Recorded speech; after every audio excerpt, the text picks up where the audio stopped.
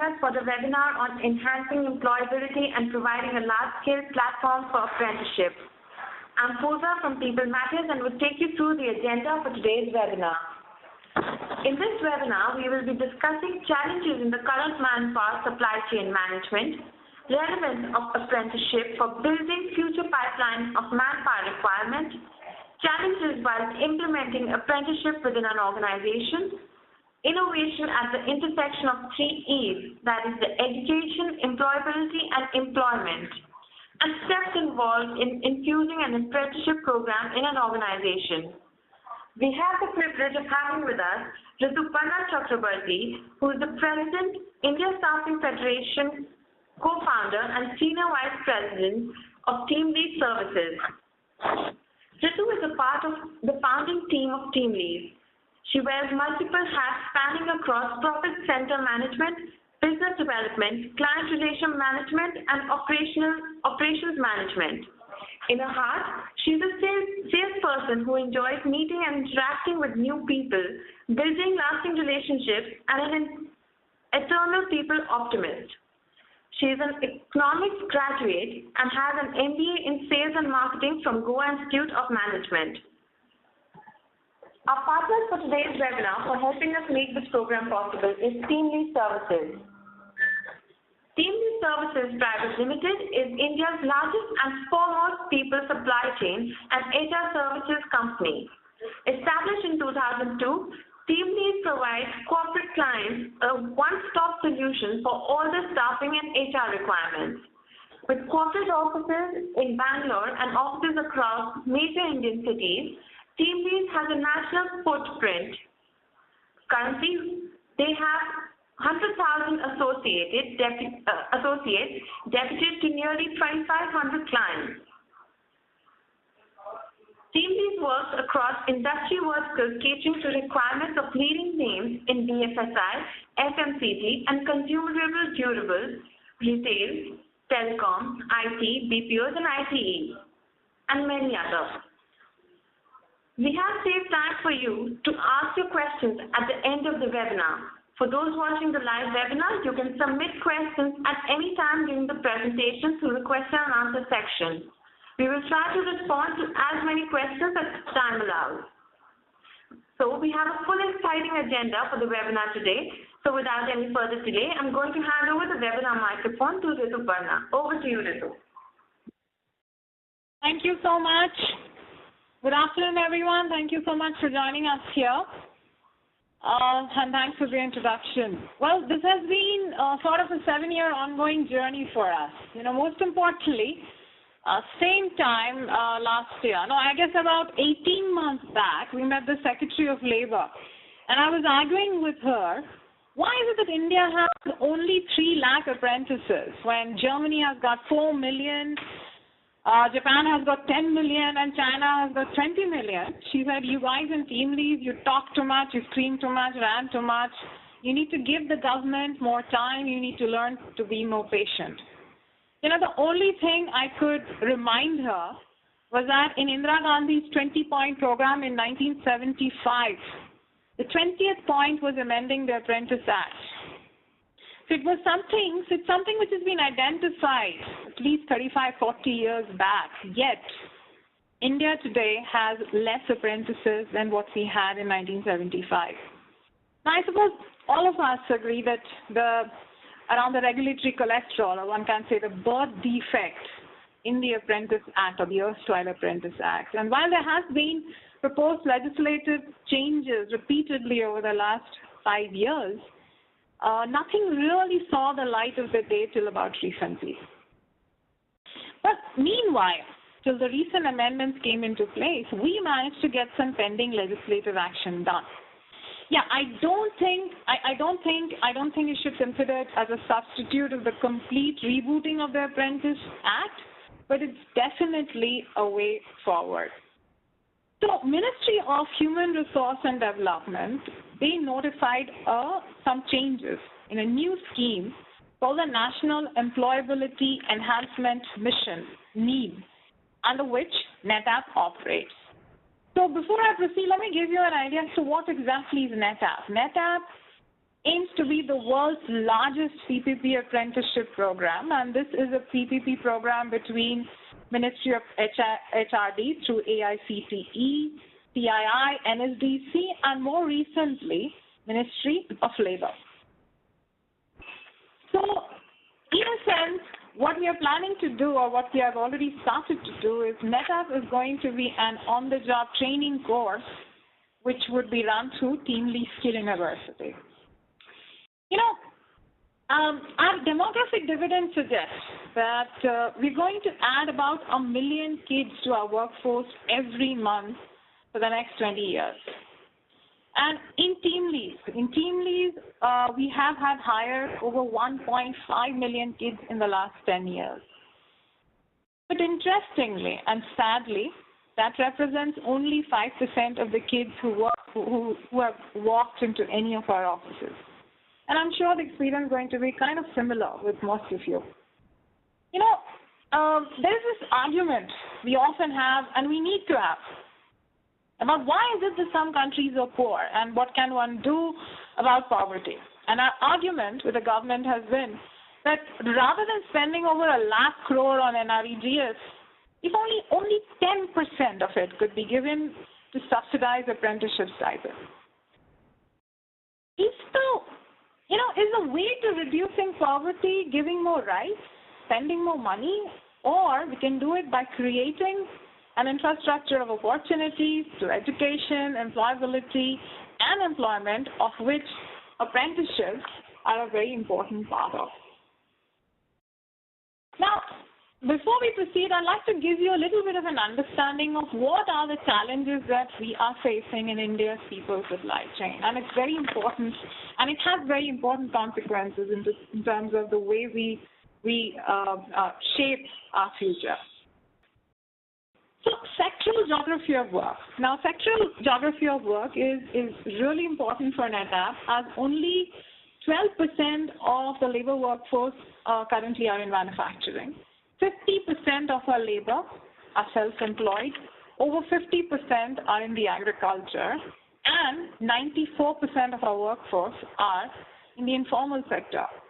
Now, whenever we are talking about apprenticeship, historically, it's been restricted to the manufacturing sector. There has been obvious backlash from the agricultural sector, and it's practically impossible to do any kind of apprenticeship in the informal sector. Next, physical geography of work. Now, that's interesting purely from the view that over the past few years, it's practically become impossible to get any of these kids to migrate to any of the cities. You know, China has more than 450 cities with over 1 million people. In comparison, India has just got about 43 such cities. India has 6 lakh villages, out of which 2 lakh villages have less than 200 people. So when you plan an apprenticeship program, are we going to plan it around taking apprenticeship to people, or are we going to plan it around taking people to apprenticeship? And it is important. It is important because employers, they only care about the nominal stipend, while these kids, all that they care about are the real stipends, or the Haath Wali stipend, Haath mein kitna aata hai, and that is a particular challenge.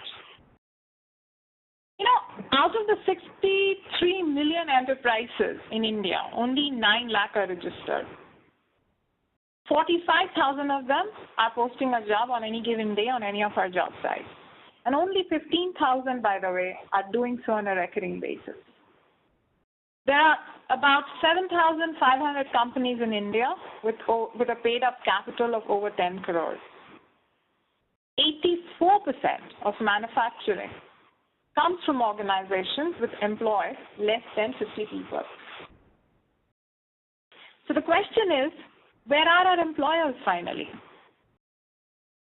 Now, most of you do not realize that every year 265 lakh kids take the class 10th exam. 105 lakh kids fail. And out of the 160 lakh who pass and take the class 12th exam, 80 lakh fail. And out of the 80 lakh who pass, only 50 lakh goes to college. Now, what happens to all those who fail at each level? Can we create an apprenticeship program for them and help them with a means to livelihood?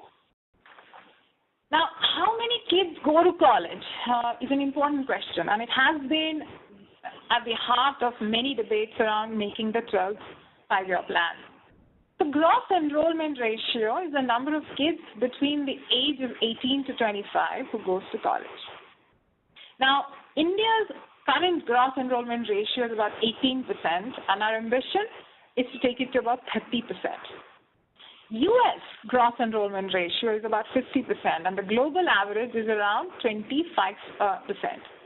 But college isn't what it used to be. I'm sure most of you will agree, because given that the way things are going, very soon you will see 100% being the new cutoff for college admissions.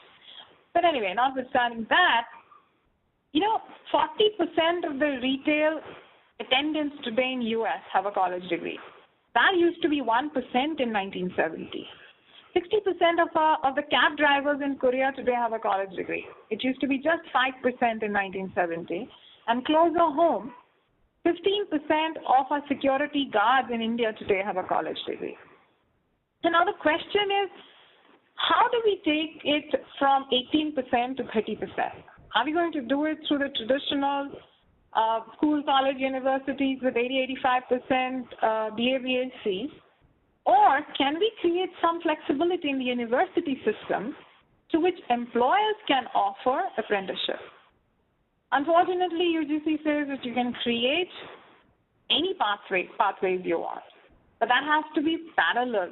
That has to be parallel to the conventional system, and we won't allow for any linkages whatsoever to the university system.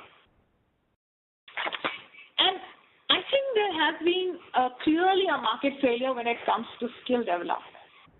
Many people in the government believe that corporate India isn't doing enough, that we should manufacture our own people, and that's not possible. As a matter of fact, recently I met the Ministry of Vocational Education from Germany, and he was telling me that you guys in India, you're trying to find a private sector solution to vocational education. Gary Becker, who won the Nobel Prize in Human Capital, says employers can't manufacture their own people. They can help, they can assist, but that's about it. But they are, at the end of the day, willing to pay for trained candidates, right?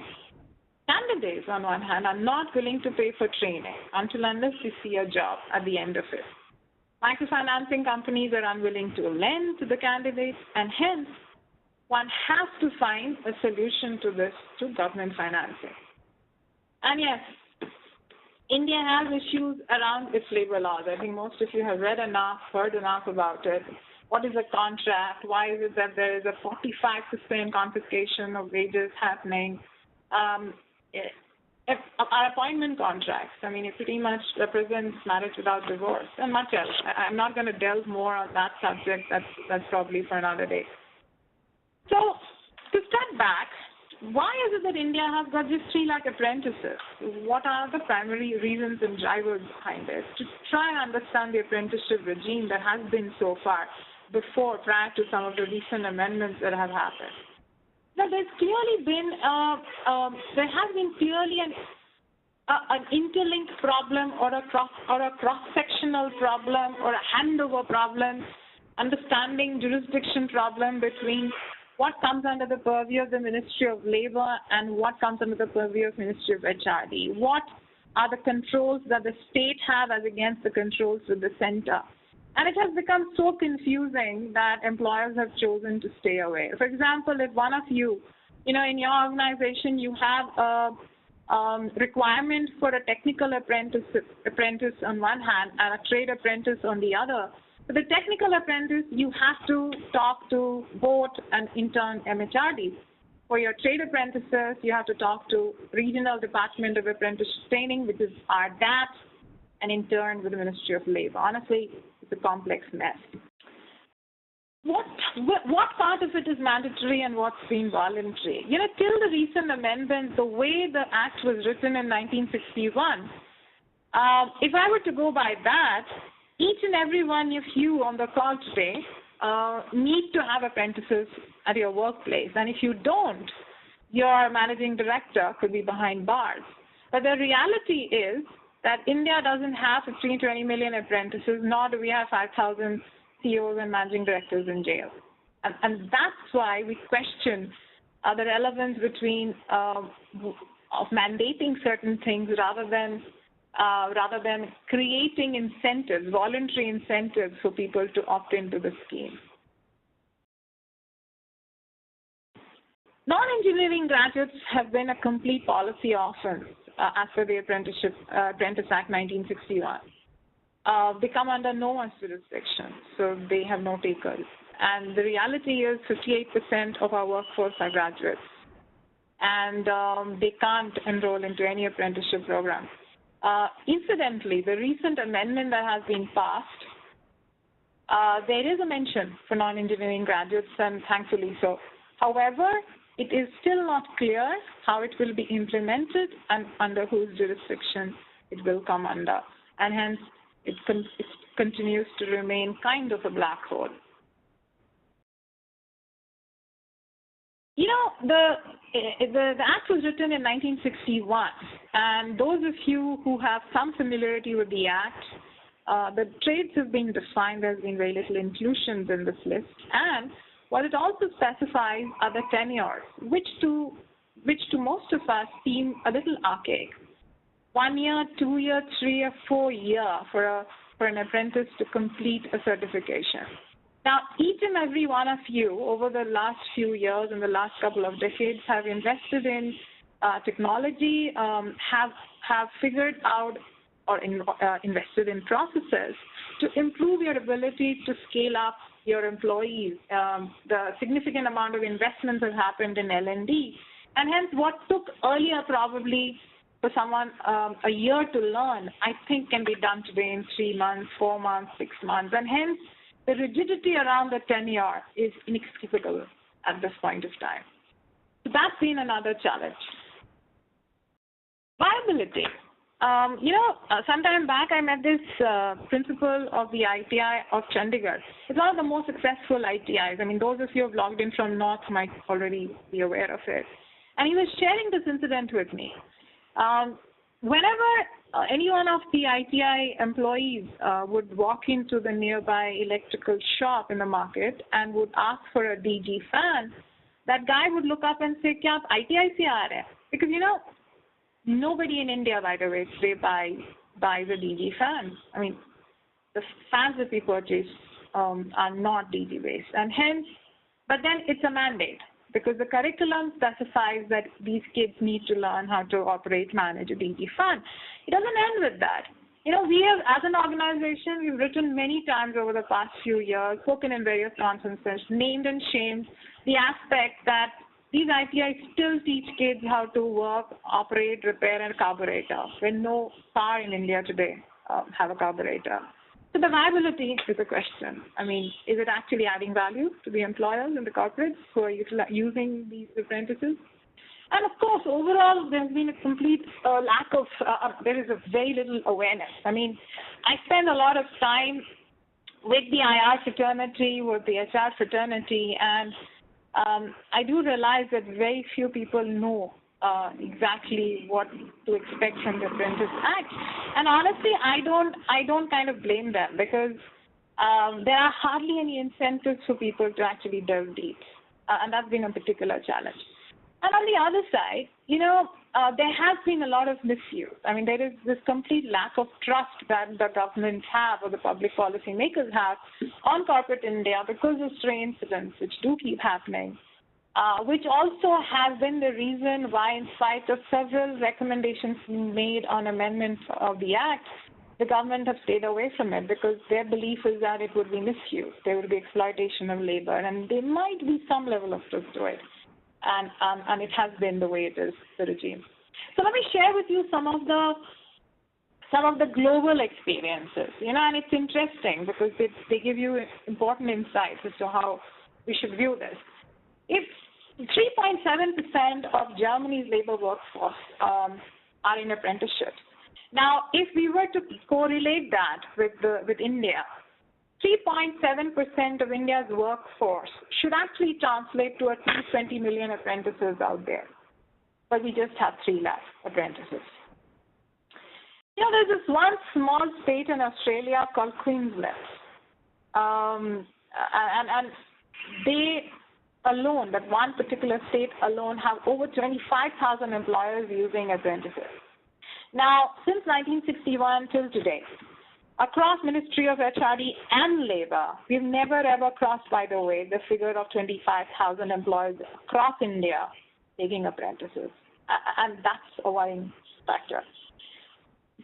40% of the kids in Austria actually enter the workforce through an apprenticeship program. So it is treated as an alternate means by which one could enter the workforce. But at this point of time in India, we do not have that recognition. And of course, I've already talked to you about the large numbers of apprentices deployed across Japan and China. And another interesting study. OECD recommends that spending on apprenticeship stipend probably has the highest return of investment on any government in comparison to any government spending. UK is actually subsidizing 70% of all apprenticeship stipends that get paid out in UK. So now, just to step back and tell you a little bit about NetApp. How did it come into being? Honestly, it's an accidental opportunity for NetApp. It was an accident, clearly. So in 2008, the then Prime Minister, Mr. Manmohan Singh, he had called in for a closed-door meeting of thought leaders with thoughts around employability and employment education. And he asked this room of people, saying that, can you give me one suggestion, one thing that we could do right now which could actually help us achieve our goal of 500 million skilled youth in India by 2022. And at that point of time, we suggested that we need to amend the Apprentice Act immediately, because if we do that, it's the only thing that can help us scale up a very large number of youth by 2022 and on a consistent basis. So he said, great, why don't you, and he appointed a committee which was chaired by us. It had representatives from the central government, state government, industries. We went and did a series of workshops all across the country, came up with a list of 14 recommendations, actionable recommendations. It's a report which is available in the Planning Commission, and if any one of you would like to see any of these reports, please do write into us. I'll share it with you. And once this was presented to a task force which was headed by Narendra Yadav and Montek Singh Ahluwalia. And we made that presentation, and each and every of the recommendations suggested was accepted. And then, till then, nothing happened. I think the political scenario also was such at that point of time. I think it just went into a black hole. And I think typical of who we are and how we are, how our DNA has been, we started our raving and ranting around the subject, and we said, and I think simultaneously we were in touch with various people at the PM Skill Council, different ministries, so on and so forth. Meanwhile, somebody from the Ministry of Labour actually approached us and said, are you guys going to just go on raving and ranting, or can you do something about it? And as a company, that's exactly the kind of opportunity we were looking for. The then DGET, Mr. Sharda Prasad, some of you might be aware of him, he actually helped us a lot, and he said, Section 14C of the Apprentice Act, there is a provision for creation of a special scheme which doesn't come under the purview of the Apprentice Act, so why don't you make an application against that? So we made our first application. It was a 600-page document which had every possible thing thought out, taking the best practices across the world which are pertinent for India, and we could use the kind of courses, trades, curriculums, everything was specified and laid down in front of them. After the first application which we put in, I spent personally the next 2 years just providing clarification. Formally, I have received over 38 letters from the Ministry of Labour seeking clarifications on the proposals, and quite a few of their observations and questions were valid. Some emanate from their lack of trust, and some the usual inertia that government has. They had issues like, you guys going to have permanent apprentices. We said, fine, we will not have anyone more than 24 months with us, and we'll biometric each and every one of them to make sure that it doesn't happen. You will hire young kids. You'll hire 2 young people. We said, fine, we won't hire anyone less than 18. You will hire 2 old people. So we said, fine, we will not hire anyone more than 35. You will exploit them. You will not pay them well enough. We said, fine, each and every one of them will get a consolidated stipend equivalent to the minimum wage of the unskilled category for that state. So I think we didn't, some of them were valid, some of them were compromises, but we didn't want to wait for perfection. We wanted to get started and learn on the way. But after doing all of this, finally I get a call one day from the Ministry of Labor official, and he says, Ritu, tell me, एक और सवाल है. I said, sir, वैसे ही आपने 38 letters भेज दिए, एक और सही. He said, no, but for this I can't send you a letter. I have to ask you. So I said, sir, पूछिए. So he said, catch का क्या है इसमें? So I said, okay, very valid question. And I think this is a question which many of you might also have. That why is it? What's in it for team leads? Why are we doing it? And it's an important question. Look, if each and every one of you take 100 apprentices at your workplace, each and every one of you, and they spend about a year, 2 years with you, whatever be the duration, and at the end of it all, based on your availability and your openings, let's say you choose to actually absorb 20 of those kids. What is in it for us are those balance 80. Our biggest struggle as a company has been that on one hand, I have over 6,000-7,000 positions at any point of time, and I can barely fill half of them at any point of time. So one hand, I live with that reality, and on the other hand, the other reality is that one of our recruiters came up to us a couple of years back and said, look, I have this 20,000 resumes of graduates. I've sent them to 7 or more interviews. They've all got rejected. Ye trash hai, please delete them. How can you delete resumes of 20,000 so-called graduate kids? So something was not going right. And somewhere we had to figure out a way of bridging this gap. I have to finally employ people. I have to provide them with options. So these 80 people, hence, from an overall scheme of things perspective, become invaluable for us because they are helping us build a future pipeline for corporate India. So after hearing all of this, finally, I was waiting for their revert, and they came back saying, sorry, we can't do it. And why we can't do it? Because there is no precedence of us doing something like this. I said, well, if that's the case, India should not have ever become independent because there is no precedence for it. But anyway, nevertheless, we were simultaneously in conversations, of course, with many people, and I think we were getting a lot of positive feedback. Overall, the response was encouraging. Ministry of HRD wanted to meet us, and and at that point of time, the minister was Mr. Kapil Sibal, and he immediately caught onto the idea, and he wanted to action it. He wanted to immediately notify this, allowing us to set up NetApp and get going with it. It went to the legal ministry for approval. They came back saying notifying this towards us would mean it would have to go to the cabinet, and those days anything which was going to the cabinet was not really coming back. And hence they had to think of something different. And what was proposed was to actually notify this as a scheme under Ministry of HRD, under AICTE, wherein anyone out there who fulfill the criteria specified are open to apply and become a NEEM agent and run the scheme. But before I move on to that, there was another interesting development happening at our end. I think, like I shared with you, we had reached a stage where we had 6,000-7,000 open positions, barely could fill up half of them. And we were reaching that scenario where we had to do something because it could potentially stunt what we were doing. And the idea was that it's time for us to manufacture our own people, catering to the needs of the industry. And that meant setting up a training institutes across the country, and we were almost on the verge of doing so when, thanks to the recession, a company became affordable, and we bought Indian Institute of Job Training, which gave us access to about 200 odd training institutes across various vocational skills across the country.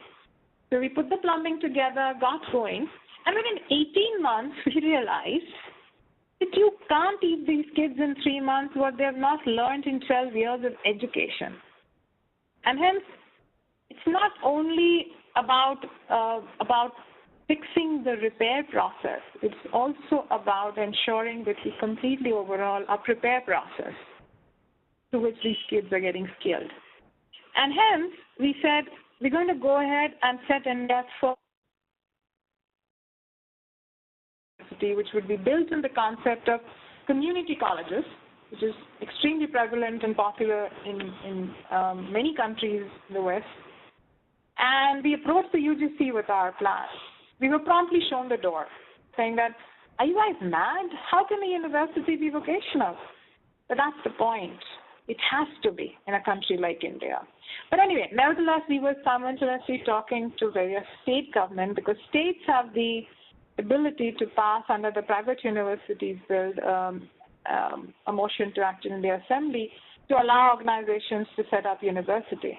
And it's not much of a surprise that the state from where we got the maximum interest was the state of Gujarat.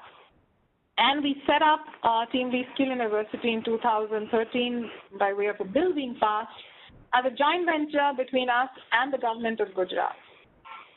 And finally, last year, which is June 2014, NEEM kicked off, it got notified, we got registered, and we went ahead and offered NetApp as an on-the-job training course under TeamLead Skill University. That's the history. Now, I think let me come down to specifics, what really matters from everyone's perspective. What are the differences? So in this particular slide, I've tried to capture across the 14 niggling issues which have stunted the growth of apprentices in the country and done a comparison. When it comes to trade, the Apprentice Act, the list has been extremely restricted. Over the last 10 years, the only inclusion that had happened in the services sector was retail sales. In the recent amendment, all the recent amendments are highlighted in blue for your benefit.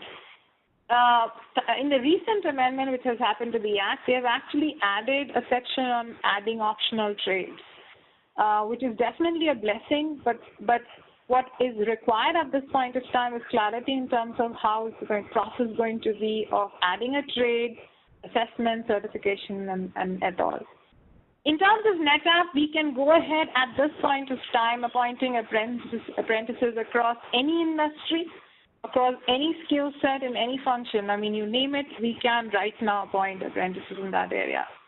In terms of geographic coverage, as per the Act, I think based on whether you want trade apprentices or technical apprentices, you have to approach the nearest regional department of apprentice training or the board of apprenticeship training for that particular region or the state apprentice advisors. There is a recent amendment which has been done which says that if you are an organization which has presence in more than 4 states, you can apply to the nearest RDAT and seek an approval across 4 states. The erstwhile process has been that for every state you need a separate approval across the respective jurisdictions. Quite a cumbersome process. In terms of NetApp, we don't have any boundaries. We don't need any state-specific approvals. We can deploy these apprentices anywhere in India starting tomorrow if that's what you wish. In terms of compliances, as per the Act, there used to be, for each state across each jurisdiction, over 6 odd forms, which had to be filled up and presented manually. Thankfully, the recent amendment suggested that they're trying to get these forms to be uploaded through a common portal. In case of NetApp, again, none of you have to do any filings. It's all going to be done by us, and we do one filing a month, and that's with the ICT, capturing the details of the new trainees that have joined and their particulars. Stipend, it's the earlier act was ridiculous in terms of the stipend that were being paid. I think it started with about $1,084, went up to $3,540 a month in the fourth year.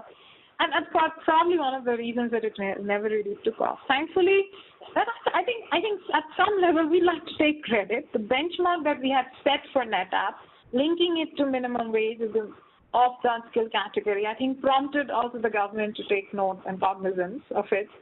And I think they've also benchmarked it to the semi-skilled category, the minimum wage for the semi-skilled category, and I think it goes up. There are, of course, certain ratio at which it improves over the period of 4 years. Age, 14 years and above as per the Act. With us, it's 18 to 35 years. The applicable legislation is the Act here, of course, and the NEEM notification. And, of course, we recently have signed an MOU with the Ministry of Labor, which also would be binding on us. The eligibility for the trainee, anyone 14 years and above who meets the fitness criteria. At this point of time, I think as per the NEEM notification as well as the recent MOU signed with the Ministry of Labor, pretty much anyone above 8th pass we can take as a trainee under NetApp.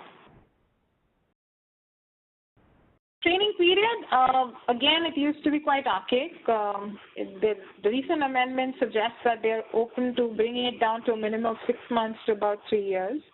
In NetApp, it's something which is designed with mutual consent between the employers and us. It could be any period between 3 months to 24 months based on the need for that particular assignment.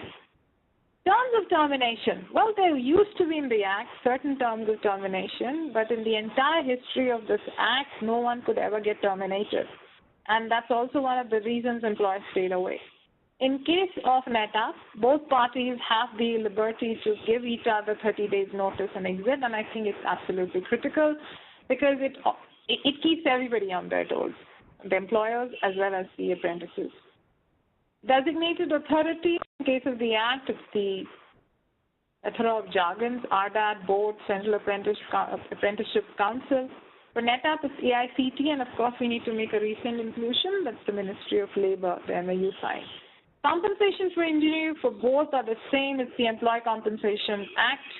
Hours of work, OT, leave, holiday, everything as per company policy, except that no OT is not applicable at all. And I'd like to emphasize on this point with all of you over and over again. These are not your workers, they're your trainees, and hence OT won't be applicable at all.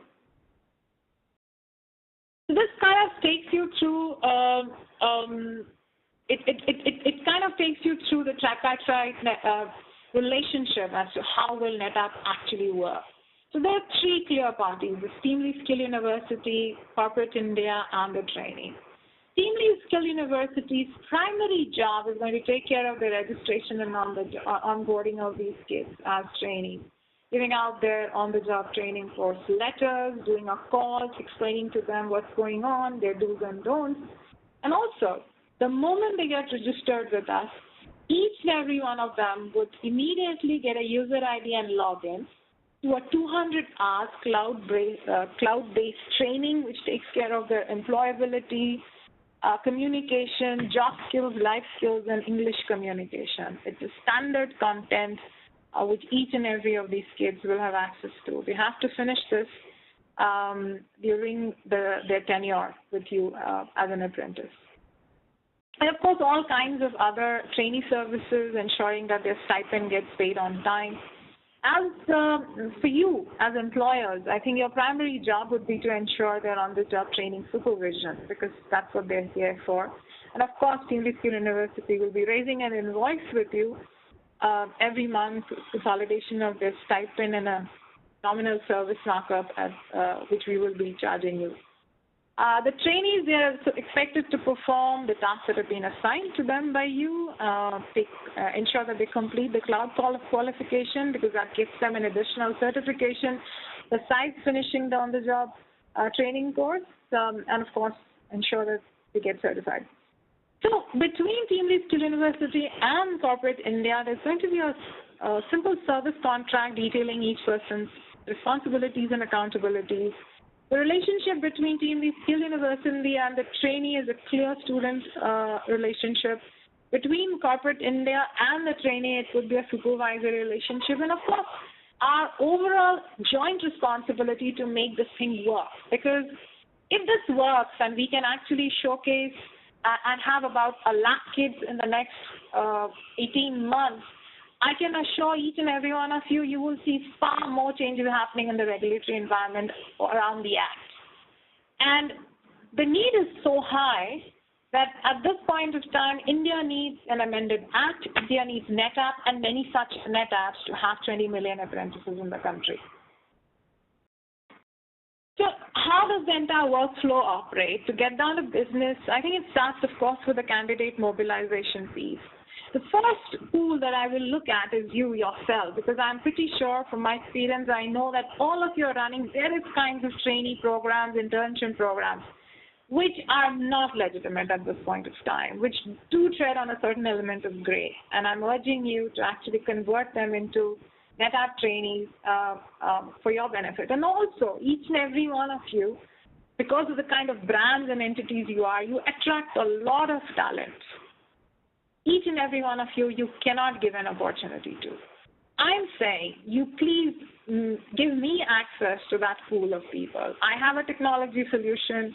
Whenever you have people who you cannot give anything, who probably are not perfect and hence you can't hire on your roles, please give them to me, divert them to us, and we will figure out a trainee program for them to make them employable so that all of you collectively gain tomorrow. And of course, TeamLead Skill University, I think we are in the second year of our admissions. And I think over a period of time, the idea is that also will become a pool. And of course, TeamLead Services. TeamLead Services have been in this business of hiring and staffing. So we have developed our own channels of hiring. We utilize that. NSDC is one of our partners in this program, and we've already got over 50 NSDC partners and vocational institutes who started giving their profiles, their pool of candidates to us so that we can deploy them at one of your premises. And of course, government has multiple channels, polytechnics, ITI, so we're working closely with all of them to tap that resources there. So then I think after that, we will be taking care of the screening, and I take a minute on the subject. This screening essentially means screening for the basic criteria as laid down by the Act. Again, I'd like to remind you, this is a program for kids who are average or below average. They are not so good to cut ice at a job interview on day one. And hence, if you're looking for perfection, I'm not doing that kind of screening. I'm doing basic screening. Yes, of course, like one of our large e-commerce customers said, look, you give me any kid who's 12 pass and above, I'll take anyone. There's only one thing that you make sure that person can read English. And I think it's a fair ask, because they need to read invoices or who are they delivering a product to. That level is fine, but if you're looking for me to give you the best and consider, well, if the guy is the best, he wouldn't be opting for a training program like this. So I think we take care of that. We make sure that they're enrolled through the course registration letter. And then we determine the tenure in discussion with you, whether it's 3 months, 6 months, 8 months, whatever. Roll out the letter, they finish their certification with you, and at that point, there is a clear exit. There is a clear separation between you and them at that point on paper. What happens to them after they finish? Well, it's obvious. The first option is that you would be picking some of these kids, and you will be absorbing them on the roles. It's an intended outcome of this program, I'm sure. But there would be a lot of them whom you cannot absorb. They would be probably absorbed by some other organization, and they could actually be also enrolling themselves for another apprenticeship program, provided they have not finished their 24-month program. And finally, some of them, that is again, it's a consequence that we are aiming for, that at the end of the day, we are trying to build a qualification corridor for them. So they would be utilizing the hours spent on the apprenticeship program to actually be able to have academic credit against them so that they can go and finish a course. So they can probably enroll with Team Steel University, finish a diploma program, because somewhere in India, degrees still have a signaling value. So our aim right now as an organization is, we are in talks with AICTE to enable giving them academic credit for the hours they spend with you. All that we're debating is the ratio between classroom training between apprenticeship training as against the classroom hours that are desired. So finally, why is it you should engage? Why should corporate India engage with NetApp? I mean, what's in it for you? Simplistically, it gives you a single window solution. You really don't have to talk to multiple agencies, multiple ministries, and at both. We will do it all for you under one umbrella. And I think we have the ecosystem to be able to operate it in large scale across the country, whether it's on the supply side or on the demand side. It helps you legitimize the various training programs that you're running, which are probably right now under a gray zone, once and for all. I know some of you are used to enrolling these people through various kind of state government-led schemes and programs, but they keep coming and going. There is no certainty. Based on the political flavor, they keep coming and going. This gives you a legitimacy. This is here to stay. This is long-term. This is a Gazette notification based on which you're doing it. It also enables you to take these kids on a test drive. I mean, I know a lot of you have invested on various kinds of assessment tools and advanced a lot around this area, but no matter what, I think all these assessment tools and theories have the efficacy of a palm reader or an astrologer. You really don't know who you're hiring till you've hired them and you've seen them work in front of you. So why not give you an option where you may actually see them working in and doing and using their hands, using their heads at workplace, and you can make a judgment on whether they have a future with you or not. And of course, the link to qualification corridor. I think I am often asked these questions: what if they don't stay? What about attrition? Well, I think the biggest incentive for them is that if they stay, and we actually are looking at giving them academic credit. I mean, we're in the process of formalizing it, but eventually they will get academic credit, which they can set off and go and finish an education, or at least get themselves qualified for a diploma, an associate degree, or a bachelor's degree. And I think that has value. At the end of the day, if you can get yourself a degree simultaneously with getting yourself a job experience or a work exposure, why not? It's like a win-win solution that our kids today can look forward to. Of course, the amount of flexibility we offer you in terms of tenure, you don't have to be stuck with those defined in the Apprentice Act, 1 year, 2 year, 3 year, 4 year. You can decide the tenure anywhere between 3 to 24 months, which I think is absolutely reasonable for anyone to learn any trade or skill in today's time. In terms of location, so I think that program offers you immense options, flexibilities around that. Well, I don't like to usually present this blob, but I have to because it's a reality that this expense actually qualifies against the 2% CSR spend that all of you are mandated to spend under the skill development category. You need more, if you need more information, we are happy to share. We have an opinion from one of the leading law firms of the country, so you could go through it and get it evaluated at your end. And lastly, I think this is probably the most important reason why you should do it. NetApp is not a solution which can help you meet your immediate needs and requirements. Let me make that clear. But what you could do, I mean, one of the biggest challenges that today's kids in India face is the biggest stigma that any youth can face is being a fresher. No one wants to touch you. No one wants to look at you. And I have to share with you this experience I had. We organized a job fair a few years back in Jaipur. And that got phenomenal response. 50,000 kids ended up coming to that job fair. And by afternoon, we were absolutely feeling helpless to manage the size and the volume. So I got up on a chair and I suggested that all those who have experience come to my left-hand side, and all those who don't, go home. So there's this one kid who didn't have any job experience. He refused to move away from, he refused to get away from the chair where I was standing. He just stood there and he said, Madam, main ghar nahi ja raha. I'm not going. I said, why not? I just told you that's our selection criteria. He said, you tell me. You're saying that you will not give me a job without a job experience. How do I get a job experience without the job? And that is a haunting question that surrounds us in our daily life. What you could do is change their resume forever. You can give them the much-needed opening balance they need to get ahead in their career and make them employable in the real sense. So, India clearly missed her tryst with destiny. I'm sure all of you are aware of Pandit Nehru's speech. We have got over 300 million kids who will never, ever live in the house they help build, read the newspaper they deliver, or sit in the car they clean. But we could change all of that, and we could change all of that by actually innovating at the intersection of the three: employment, employability, and education. And we believe NetApp is one such innovation, right at the intersection. It's a much-needed clearinghouse that India currently needs. And the way we have designed it, it actually takes care of the three deficits which at times become roadblocks in getting anything done in this country.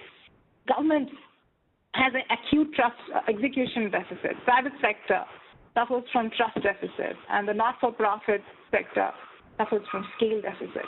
And so if you see the way the PPP has been designed is to complement each of these aspects, yet take care of the strengths that each brings to the platform.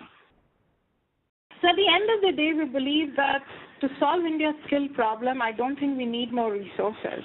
We don't need more cooks. We just need a different recipe. And we believe NetApp is that recipe. Thank you so much.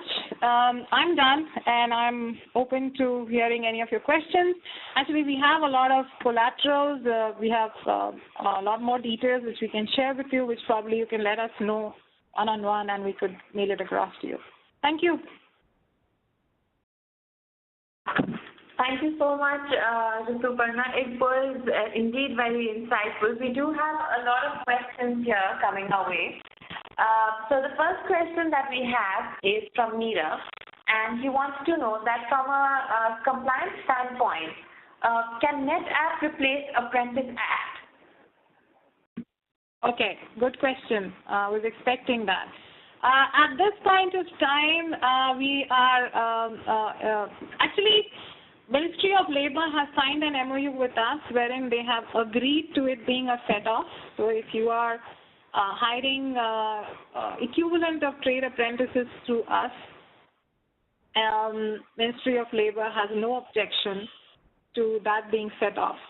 Similarly goes for Ministry of HRD. So I think that's pretty much out of the way now. So if you need any any documents I can share for your verification on that. Great. So, so the next question that we have is from Bhavendra.